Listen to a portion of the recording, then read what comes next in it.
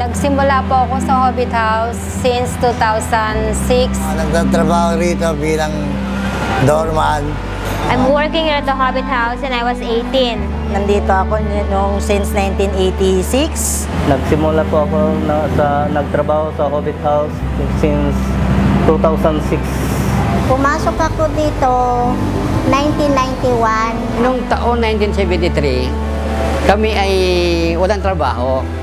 Kami ay para bang pa-extra kami sa mga movie.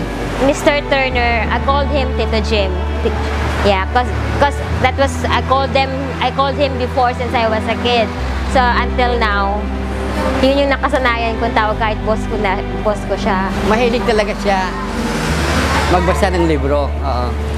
So, yung isa niyang nabasa ay The Hobbit. Ako po ay 29 years na sa kanya naglilingkod mula noon hanggang ngayon. Kinumbinsi nila kami kung gusto namin magtrabaho sa Hobbit House. Sabi ko, siyempre, gusto namin dahil wala kaming hanap buhay eh. Wala kaming trabaho. Tinanong niya kung may girlfriend na ako, may boyfriend, may girlfriend na ako. Sabi ko, wala pa sir.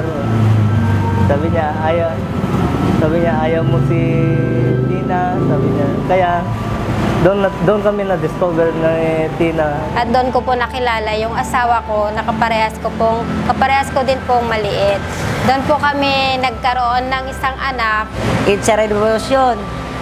Lahat kami, kung sino yung sinusuportahan niya, lahat kami ng mga maliliit, go kami, doon kami. Binigyan niya po kami ng pag-asa kung paano po magsimula ang buhay namin kahit ganito po yung kapansanan namin. Pag nakaupo siya rito, inuutusan niya ako.